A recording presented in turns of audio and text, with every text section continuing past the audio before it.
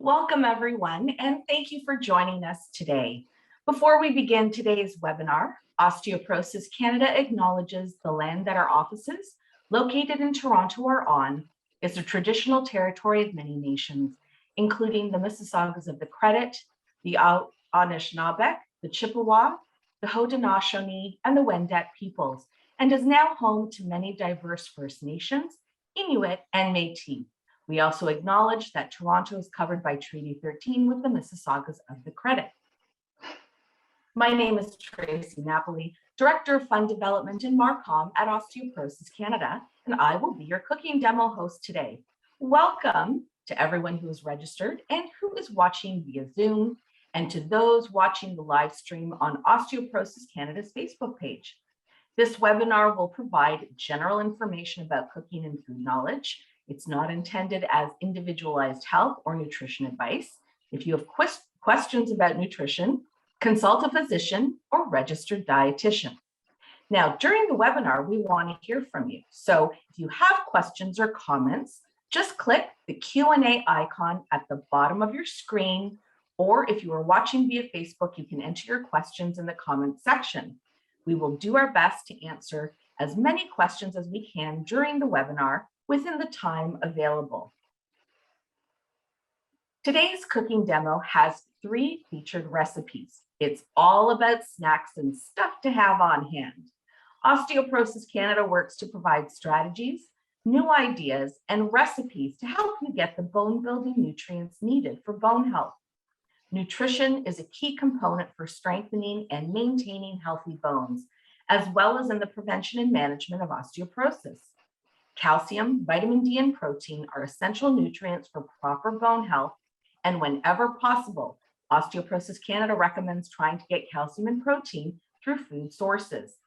If you choose a plant-based diet, be sure to learn about the types of foods you need to consume to ensure you get the nutrients needed for strong and healthy bones. Today's cooking demo features 3 quick and easy to prepare recipes. Now, each nutrient breakdown is for a 1/4 cup serving. And today we will be making roasted red pepper hummus, which has 50 milligrams of calcium and 6 grams of protein, roasted chickpeas, 30 milligrams of calcium and 5 grams of protein, and ricotta and yogurt labneh, which has 150 milligrams of calcium and 9 grams of protein. Now, you can get these recipes along with others by visiting osteoporosis.ca/recipes. I will also pop the links to the recipes into the chat. It's now my pleasure to welcome Emily Richards, a professional home economist, freelance food writer, chef, and she is the author and co-author of 10 cookbooks. Emily also writes and develops recipes for print and online publications that include everyday cooking and healthy eating. And she can be found on TV, radio, and webcasts, just like this one. Please welcome Emily. Hi, Emily. Hey, Tracie. Hey, everybody. So happy to be here on this warm June day. With summer right around the corner, it's a good entrance into summer snacks, don't you think, Tracie? Sorry, I just had to unmute myself. Yes, yes. Seriously, this mute and unmute thing after 2 years, we thought we all had it down. When it's hot, this is the perfect. Now there's a little bit of cooking, but this will be the perfect recipes to have on days like today. It is definitely, and it is about snacking. We often talk about calcium and protein, and it's included in snacks as well. So, you know, the numbers may not be as high as you were expecting, but that's because they're snacks and they're incorporated differently throughout the day. And we're going to talk about that as we work through each one. But I want to talk about chickpeas because we're actually using them in 2 of the recipes and the versatility of them and how you can buy them in a can or you can use the dried chickpeas. And that's where I'm going to start because I often get a lot of questions about dried chickpeas. They are a great legume to have on hand. And if you've never cooked dried chickpeas, then this is a great kind of primer for you. I grew up, my grandmother had all kinds of dried beans at the ready, and she would cook them up and incorporate them into many different dishes. So I've always loved chickpeas and other peas and beans. So these are dried chickpeas. So they kind of look shriveled. They don't always look the greatest dried. Don't try to eat peas, by the way, dried. You will have to visit a dentist very quickly. They're hard. They do make great pie weights, by the way, as an aside. If you're doing blind baking, they're a great thing to have, which I often use. But then do not try to cook them, because they will take hours, and they will never soften. So once you have these dried chickpeas, it's basically a 3-to-1 ratio to soak them. And you can do this overnight. So it's a little bit of a make ahead. And that's what I have here in this 4-cup measuring cup. I had 1 cup of chickpeas with 3 cups of water. So you can see how the chickpeas, if you take a look at the side here, you can kind of see that they just swell up. They absorb that water, and that's what's going to help them become tender. You still can't eat these. They're still going to be a little bit hard. They might hurt your belly a little bit, and that would be uncomfortable. So the other way to soak them or kind of rehydrate them or start the process is to do a quick soak, where you can put them in some boiling water for a couple of minutes and then just let them sit there for a bit. And that's kind of a quick, what's referred to as a quick soak. So you kind of enhance the chickpeas right away. So I thought, because everybody loves their Instant Pot, I have one back there. It's actually not mine. It's a friend's. It's been very generous to let me borrow it. And I'm going to show you how to just put them in the Instant Pot. It speeds up the process to cook them. And if you are not comfortable using canned chickpeas, and you can do this again with any other legumes, you can do this as well. So these are my soaked chickpeas. I'm going to drain them. Okay, so I just have a sieve here that I'm going to use. Give them a little shake. And then I'm going to put them into my Instant Pot. Okay, so those go in. And then I'm going to add 4 cups of water. I'm just using cold tap water, and I'm not adding any seasoning. If you wanted to add a bay leaf, you could do that. I tend to just cook them as is so that I can use them for whatever I need to. Now, the bonus being is that by cooking a lot of chickpeas, you can incorporate them into many different recipes. So I'm just going to put the lid on. Okay, and then make sure that I have a closed vent, so it's sealed. And then I'm just going to put the pressure cook on for 15 minutes. So I just have to, the last thing I cooked took a while, so I'm going to reduce the time. And usually in about 15 minutes, you have a nice tender chickpea. Now, I say that 15 minutes because, and then it'll keep it warm. That's 15 minutes of the actual cooking time. You have to remember, with an Instant Pot, it has to come up to pressure. So there's that in-between time. If you wanted to put them in a pot and boil them on the stove, it will take anywhere from about 45 minutes to an hour or more. It's usually about the various time change is based on how old your chickpeas are.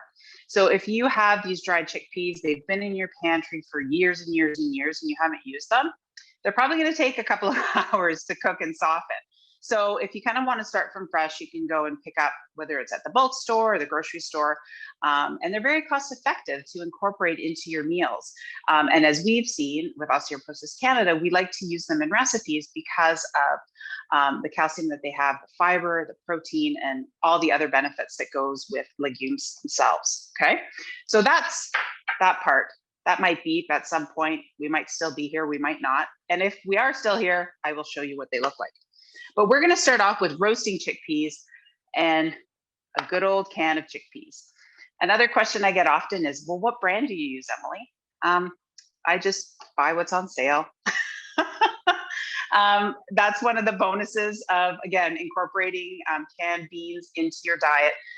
They are a great, affordable addition to so many recipes. And they are different textures, though, I will tell you that. So what I recommend to everybody is you buy You don't have to buy them all at once, but try a few different brands at your local grocery store and see what texture you like, because I've noticed a difference amongst brands. So I found, this is just a no-name brand from my local grocery store, and it works really well amongst all the recipes that I'm doing. So it's not really brand specific, okay? But I do recommend that you taste it. So I've opened these, I have not drained them, and that's what we're gonna do. So you can kind of see on top, there's that little bit of a cloudy liquid. That's just the packing liquid of the chickpeas. And you can use it in recipes. I have used the packing liquid in many recipes, and that kind of helps thicken in certain recipes, like a chili or a soup, for example. But in our case, we just want the flavor of the chickpeas to come through. So we're gonna rinse away the packing liquid, okay? So I'm just going to tip that out into my sieve and give it a rinse. So the rinsing process, I just like to make sure that the bubbles are gone. Okay, so I just rinse it till I stop seeing bubbles on top and give it a good shake. Now for our roasted chickpea recipe, we actually have to pat them dry a little bit. I know that might sound a little bit weird, but it's really because we want the seasoning to stick and we want to have somewhat of a dry roast to these chickpeas. Now, I grew up eating many roasted fava beans, for example, or chickpeas. My dad would buy them in a bag and we would love to snack on them, but they were always really, really hard. And the reason why they were really, really hard is because they were fried. They were very delicious, but it kind of started to hurt your teeth and your gums. And so years ago, started roasting our own. And the other bonus or benefit to that was that you could add your seasoning, and it wasn't just salt that was being added, it was other flavors. And that's what we're doing today. So I just have a little bit of paper towel. You could just use a tea towel here as well, okay, to do that. And I'm kind of just rubbing the chickpeas to take away some of that moisture.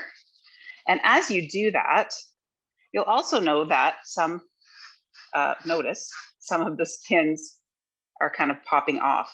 And because we're roasting the chickpeas, we want to remove those little bits of skin so that they don't burn and crisp up. They kind of almost disintegrate into the oven. So any that you see, you can just remove them now. But once we put them on the baking sheet, you'll be able to see more and you can remove them that way. So very simply, just a little bit of seasoning is going on here. So we need a little bit of oil just to kind of help with the seasoning so that it sticks, and it also gives it that really nice roasted color. So just a couple tablespoons.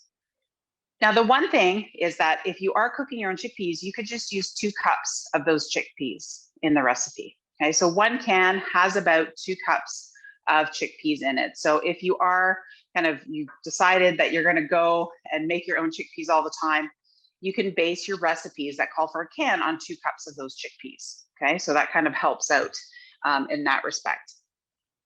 Simply seasoned right now, a little bit of salt and pepper, okay? Now you'll notice in the recipe, I also have another ingredient, which is a spice, but we're not gonna add it right at the beginning. In testing, I found that every time I put it on in the beginning, by the time the chickpeas were done, it almost had like a burnt taste of the spice, and it just got a little too dark. So I thought we'd do it in the kind of not almost the halfway point, where the chickpeas are somewhat roasted, but they still need to kind of dry out a little bit more, and that's where you just stir in the spices. So I put a glove on because it's easier to keep my hands clean during this, but I always use gloves in the kitchen. I find it so much easier. I promise I won't answer the phone if it rings, so that's the other reason why I keep them on. And then you're just gonna put these on a baking sheet lined with parchment paper. So once you spread these out, you can kind of see all these little chickpea skins that I'm just gonna take away. I mean, and again, it's not a big deal if you leave them on there. They just tend to burn and kind of cook up. So it's better to remove them, because then you'll think, oh no, my chickpeas, they're burning. And they're not, it's just the skins. There we go. Okay, so spread them out. You might think, well, this is an awfully big baking sheet, but they really do kind of need that air around them, the area to get that nice roasted color and texture. All right, so these are going to go into a 375-degree oven. If you're wondering why I'm not doing them at a super high heat, it's because I don't want them to kind of cook on the outside and then be mushy on the inside. I want them to do kind of a more slow, even roast. So they're going to go in for about 25 minutes. So you can do more than one can. You could do a couple cans. Just make sure that they stay in an even single layer when you put them on the baking sheet so that they roast at an even temperature. I just went through a ton of information, I think, fairly quickly. Does anyone have any questions, Tracie?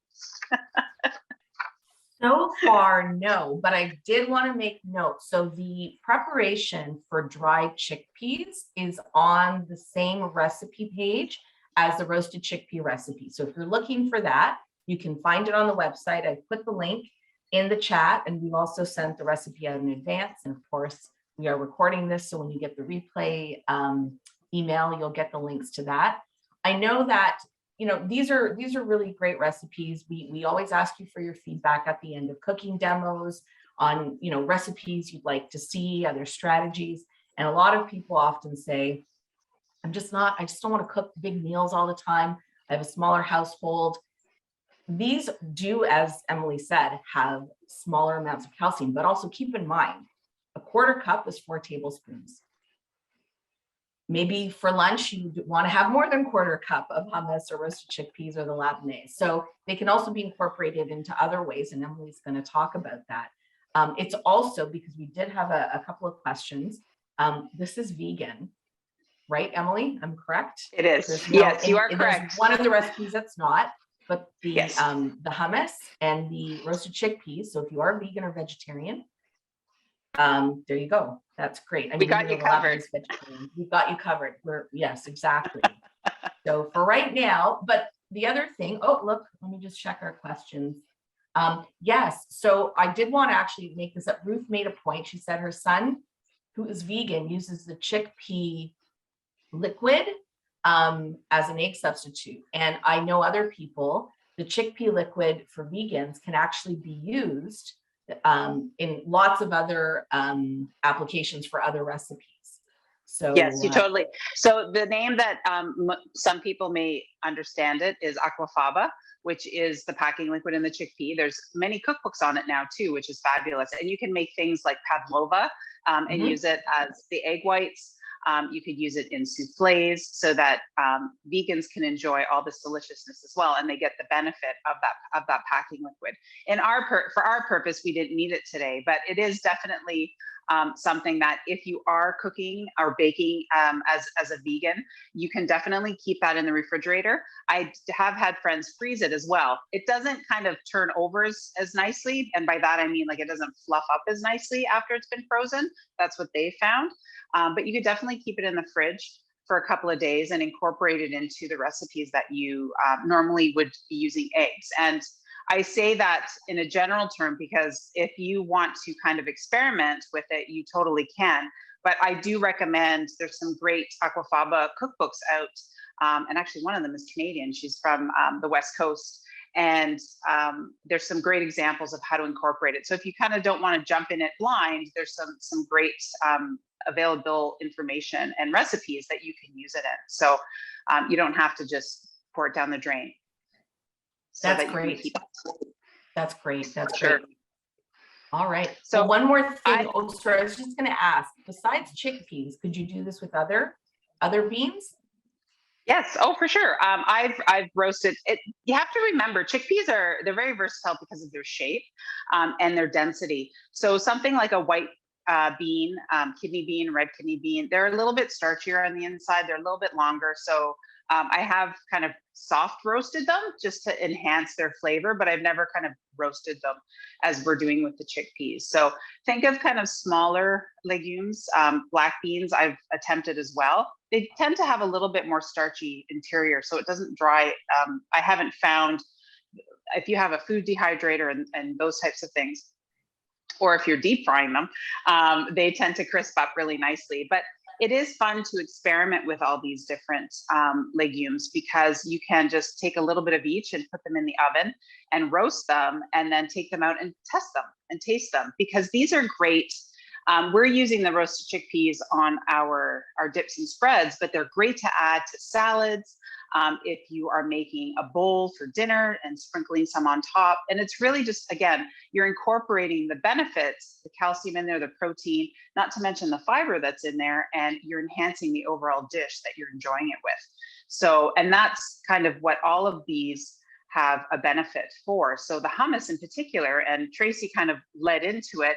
And, you know, I love hummus. I love it with veggies. I love it with crackers. Or lavash, but I love it on sandwiches. And, you know, if you have, you know, a couple slices of cheese, let's say, and some turkey and lettuce and tomato, just smear some of that hummus on your bread. And now you've bumped up the benefit of having that hummus, particularly that it's homemade, because you know what's gone in it. So it is really easy. You do need a food processor. If you don't have a food processor, I've attempted in a blender. If you have one of those really kind of heavy duty strong blenders, they pulverize everything. But you could also do a rough mash and mash the chickpeas with a potato masher. So it's not as smooth of a hummus. It's kind of a chunky hummus, but it still has all the delicious flavor that goes in it. So I've already put the can of chickpeas in here. It's drained and rinsed, again, so that we get the texture and the flavor of the chickpeas to come through. And we're gonna add the rest of our ingredients. So this is, you know, great for a hot day like today, where you just kind of wanna get things mixed up, and then it makes enough to keep in the refrigerator so you can use it through the week.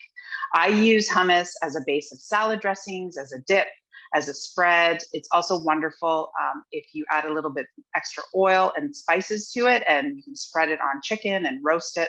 So you just kind of have to play around with it and see where you can incorporate it, because if you really love the flavor and the texture of it, it's nice to kind of have it in different ways. So to our chickpeas, and of course I have my recipe right in front of me, so I shouldn't screw this up, which is what I tend to do just in case.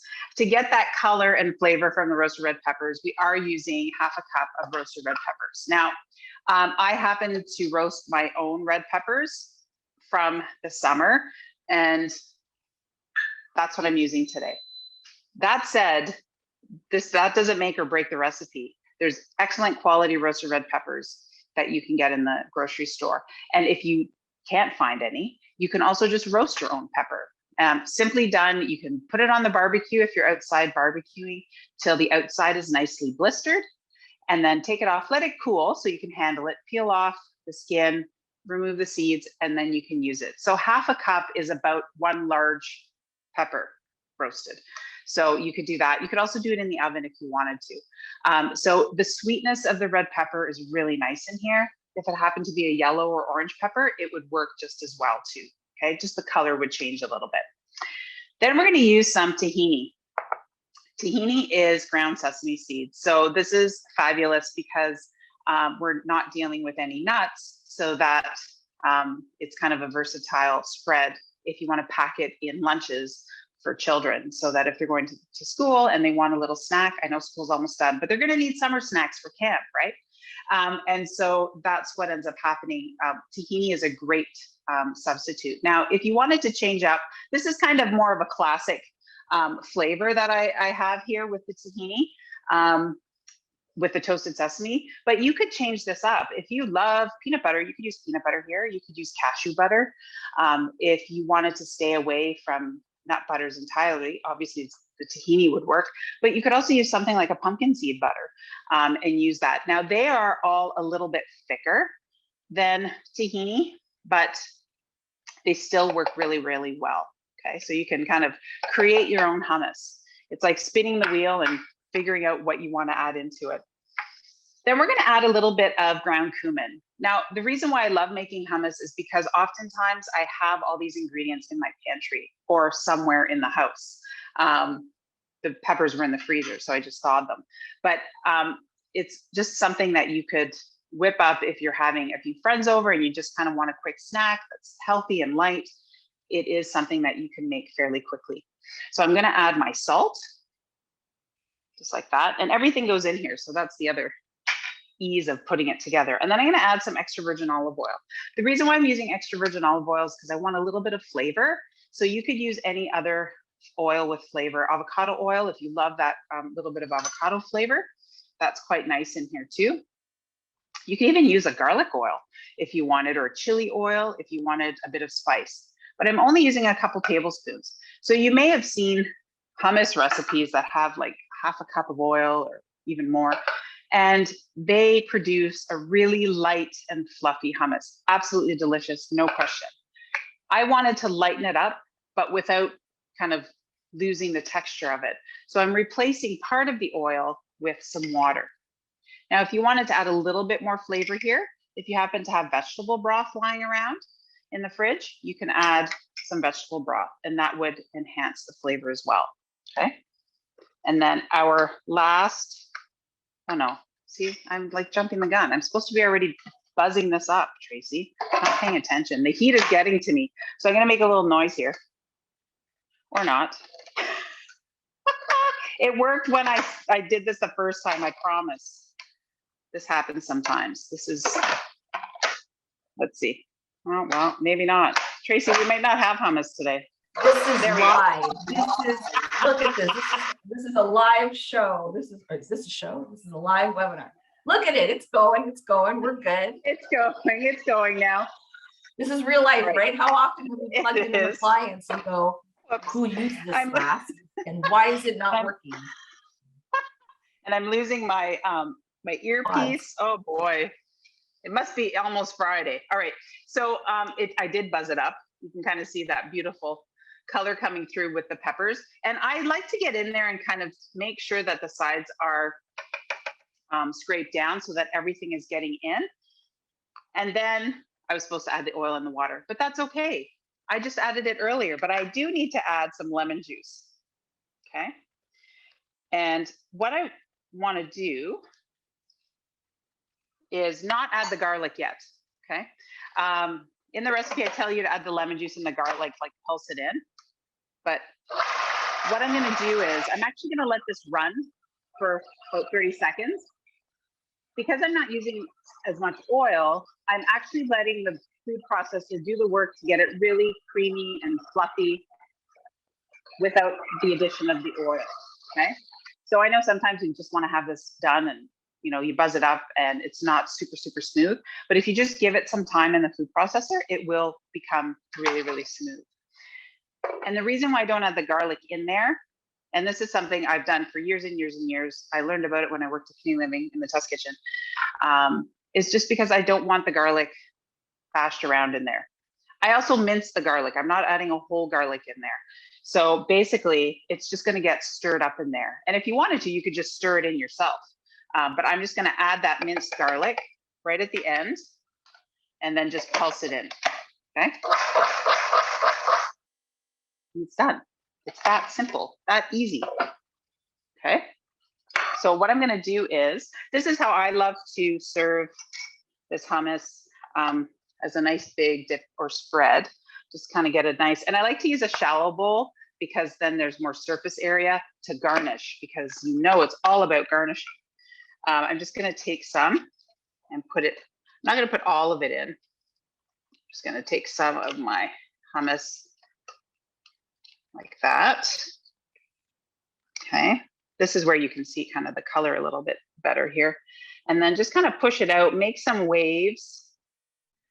I'm just using my spatula to do that because I like to drizzle a little bit of extra oil on there. You don't have to, but I find that it's quite yummy with a little extra drizzle of the oil.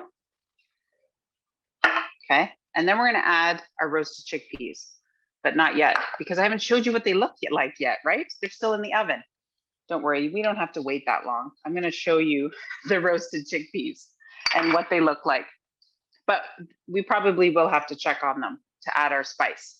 So holler if I'm losing anyone at this point, because I know I'm jumping around, but it's really just because the chickpeas are in the oven.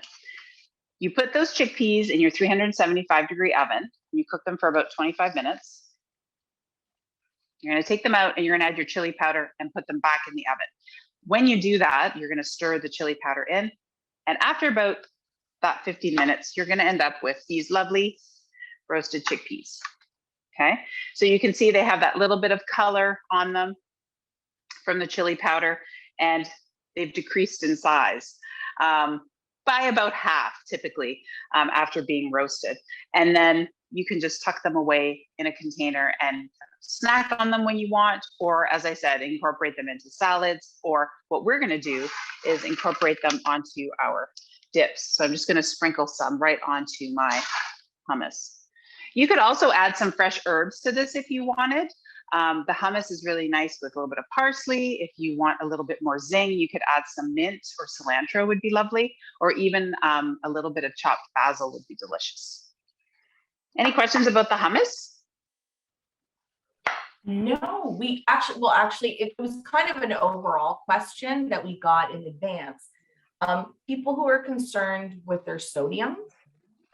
This is the great thing about, making your own, and really it'll go faster if Emily and I aren't chatting. So it's a faster thing when you're making it at home, but you can control the spices. You can put in a little bit more, a little bit less. You can change up the spices, but also the sodium. Emily, I mean, they could buy the low sodium canned chickpeas, right? Also adjust the salt. That's right. So if you're not, if you are someone who's reducing your sodium or watching your sodium intake or not using sodium at all, definitely look for the low sodium chickpeas if you're purchasing canned. The benefit of cooking your own, there's no salt in there. Okay, you don't have to add any salt at any point. So there's no sodium there. The other thing, by draining and rinsing, we remove some of that sodium, and then it comes in the flavor of the hummus. For example, I added salt to that mixture. You can make the whole mixture and then taste it and see if you need to add maybe more lemon juice. Sometimes you have to play with your taste buds. When you add a little bit more acidity, you might find that you don't need the salt. If you add some spice, for example, so if you wanted to add a hot pepper or some hot pepper flakes, that plays with your taste buds a little bit and makes you kind of forget about the salt sometimes. And especially if this is the way you cook already at home, it will be something that is very easy to incorporate into these snacks. There's no question. Same with the roasted chickpeas. You don't need to add the salt at the beginning to roast them, but you could definitely add that chili powder or garam masala or a little bit of curry powder later, because that will bring out more flavor in the chickpeas. So hopefully that helps with sodium. No, that's great. And I'm just going to quickly mention, because I forgot to do it at the beginning, we are going to give an apron away like we do all the time. So if you are watching Facebook, this is just if you've registered and you're on our Zoom account, that's how it goes. And you're on at the end when I draw the name, I will contact you and you can get a lovely unbreakable apron, just like Emily is wearing, while you make your hummus and roasted chickpeas and labneh. There you go. Perfect. And then you can match things in your kitchen, like I try to do, to the purple. We love our purple crowd. Bone health, yay. And I just want you to know I had my purple glasses first, Tracie, just so you know. There you go. There you go. That's awesome. Oh, okay. Right, so I'll put the next recipe up too. All right, keep going. Okay, perfect.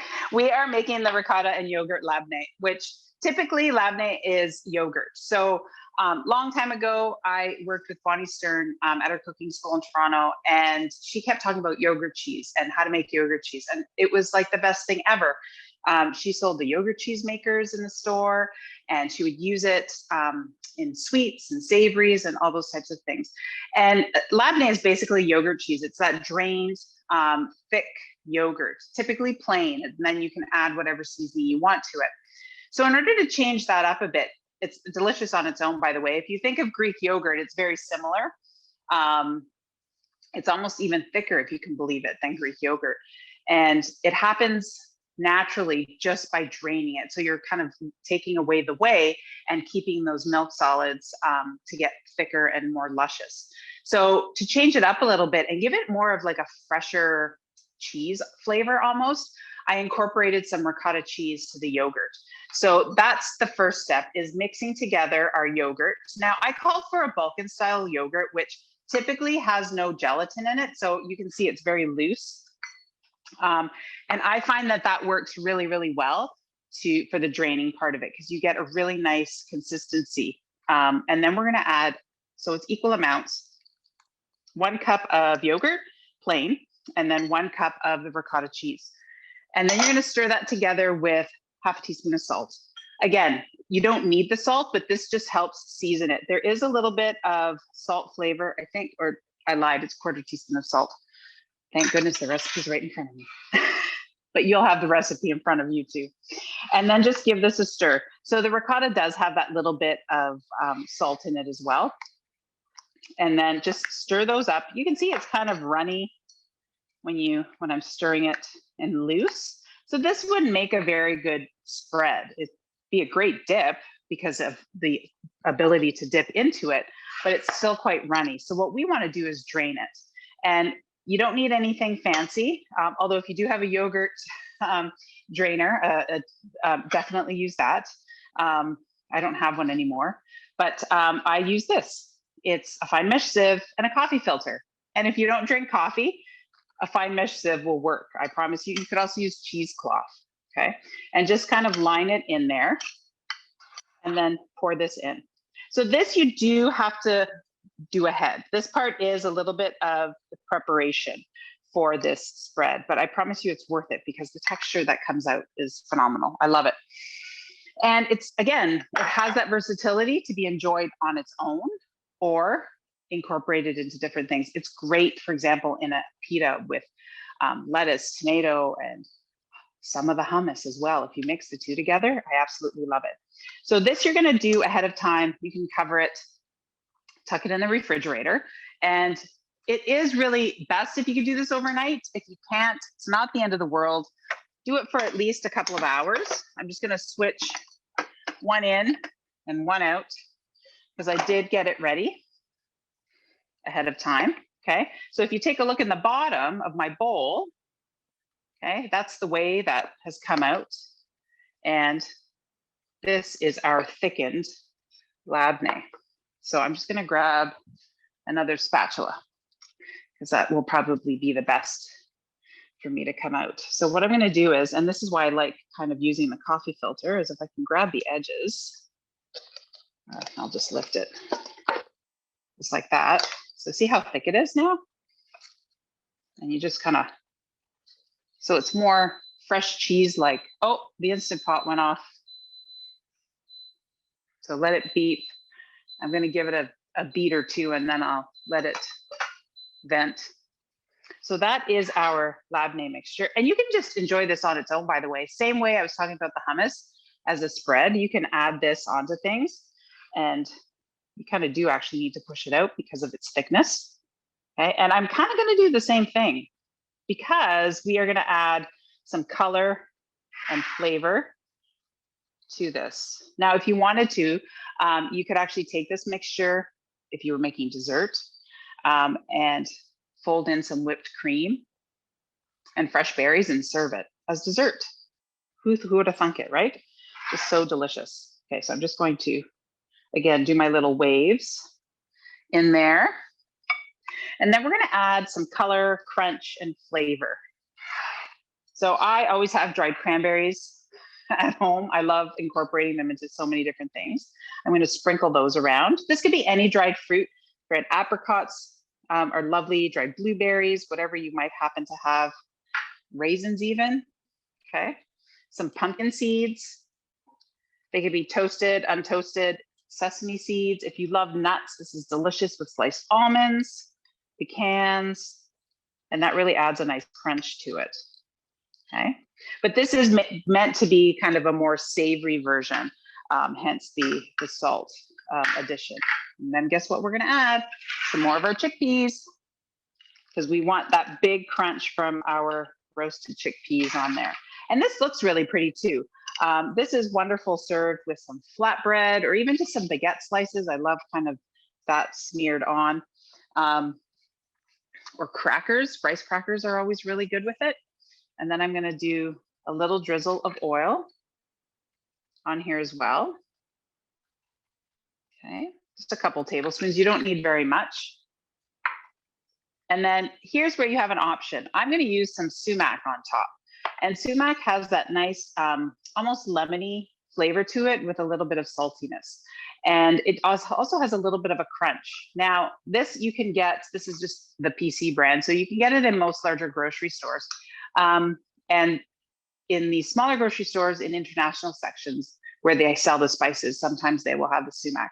But don't worry, you don't need it, because you could also use lemon rind, just some grated lemon zest on top, okay?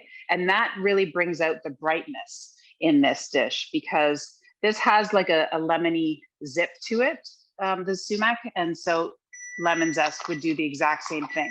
Now I have everything happening all at once, Tracie. I'm gonna do this and put that up there.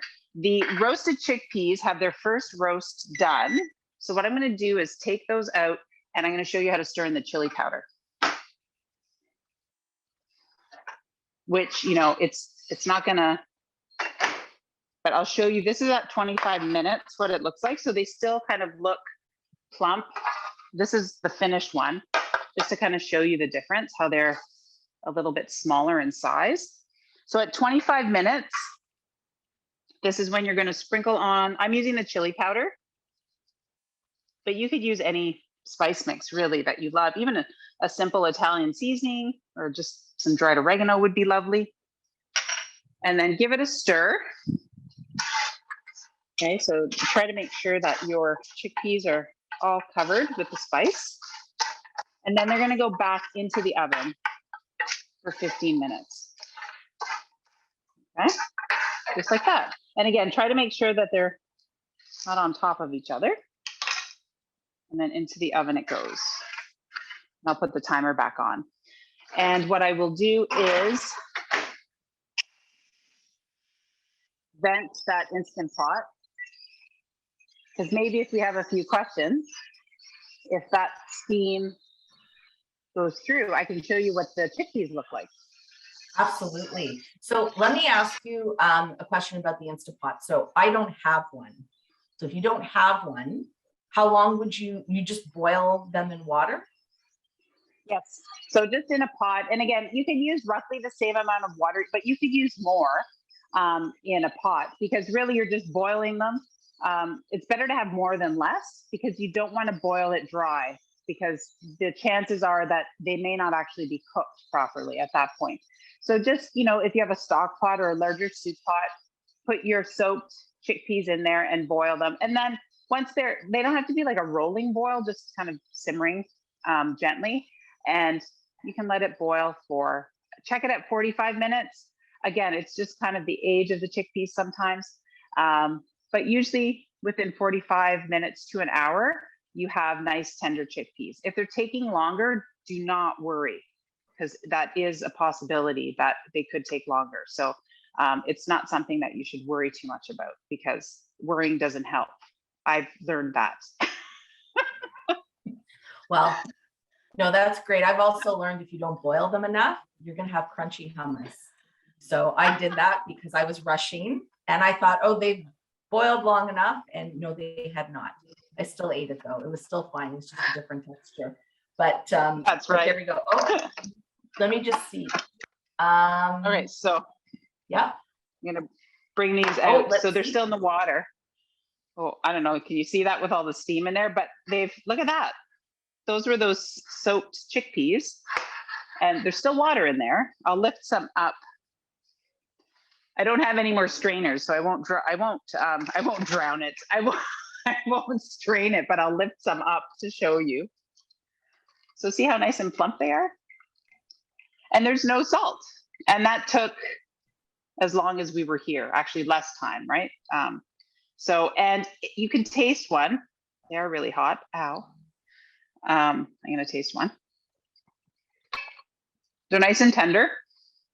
I like my chickpeas nice and tender because I typically use them in soups or purees.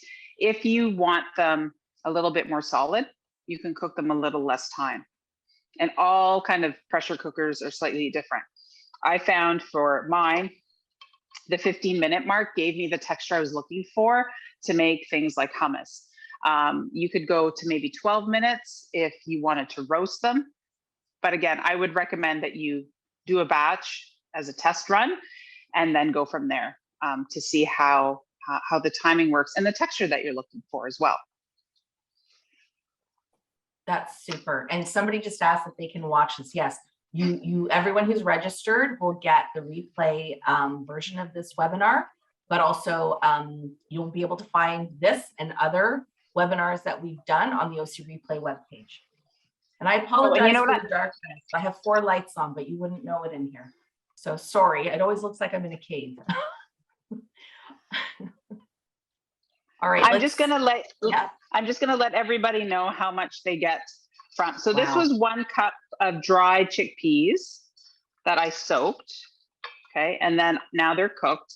So you will get about 3 cups. Okay, sometimes a little bit more. Again, just depends on how long they've cooked. This one's a little bit more than 3 cups. So that gives you a guide of at least how much you want to cook. So if you want to do a couple cups, you'll get 6 cups, and guess what? That's 3 cans of chickpeas.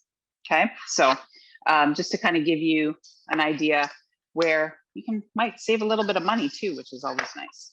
This is a very budget-friendly. These are all very budget-friendly recipes. And of course, the 2 recipes with the chickpeas, they're shelf-stable. So you're using products that you have in your pantry, which is what we love.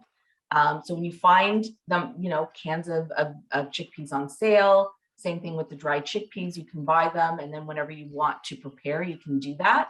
And if you're, it's gorgeous weather out, well, depending on how much you like the heat, and you can pack snacks. You can pack the hummus with some fresh veggies and crackers. Same thing with the roasted chickpeas. And you can go out on a hot day, and they're great to pull out, whether you're at a park or wherever you are. But how long can you keep each of these, tucked away?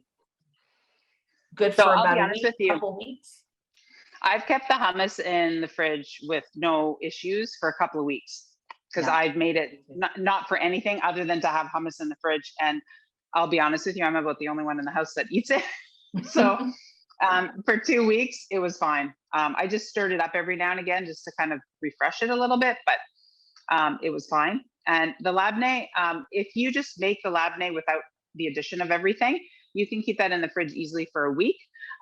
What you might notice is that some more whey will additionally come out. You can just stir it right back in. And then you don't have to use it all at the same time. If you know that you want to use it a couple times, you can just dress it up. And maybe you want to do one differently than the other, just to, have the taste. These roasted chickpeas on a day like today, where the humidity is like crazy high here in Guelph, they're not going to last that long, just because they're affected by the temperature that they're in. Don't refrigerate them, because they will soften. Just at room temperature, you can leave them kind of not in a super airtight container, but where there's a little bit of air exchange, you can easily keep them for a week or 2. But I like doing them in small batches like this so that I can use them and eat them up within that week. It just gives them a nice flavor, and they keep their crunch. I don't know if you heard me. I was crunching there. I felt bad, Tracie. You were talking. I was crunching. Go ahead. I'm going to stop talking. There we go. There we go. So these are 3 great recipes. Individually, they should not take long. A little bit of prep with the labneh, of course, a little bit of roasting, but really simple, budget-friendly. You're using pantry staples, and you can add them, eat them on your own. And it's really to help people get, it's just part of more strategies, helping to increase your calcium and protein, making good choices, everything in moderation. But if you have this on hand, what a great way when you're starving, before you figure out the rest of your day, to grab a quick snack. Someone did quickly ask, can you freeze hummus? Yes, you can freeze hummus. But again, when it comes out, I would almost put it back in the food processor to kind of just liven it up, for lack of a better word, just to kind of bring back the smoothness and the texture. But you can definitely freeze it. If you are going to freeze it, this is the only change I would make. I would use all oil and not oil and water, just because the water changes the texture a little bit more. You need the fat of the oil to protect it in the freezer. Okay, that's great. Well, I think, 3 recipes. We've done great with time.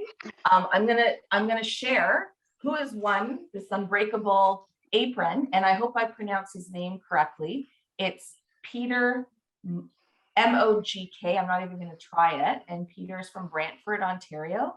Congratulations, Peter. I'm going to send you an email and I'll get your details and ship you your apron. Emily, thank you as always.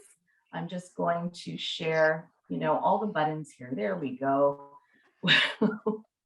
Here we go. So we have more recipes. So if you're looking for some that we've already done, you can see the cooking demos on the OC Replay webpage. We have other new recipes that are coming out. Visit osteoporosis.ca/recipes. We have vegan, vegetarian, calcium focused, protein focused. Hopefully all good options for you as you cook from home. Calculate your calcium. You can use the calcium calculator on the Osteoporosis Canada website. We have podcasts. If you're in the car, you're going on a road trip, you're doing your daily walk, they're not longer than 20 minutes. Different topics. You can stream them from our website if you don't have a podcast provider. If you want to do the Know Your Risk quiz, find out your risk for osteoporosis and associated fractures, you can also get on the website, and of course, again, the OC Replay webpage.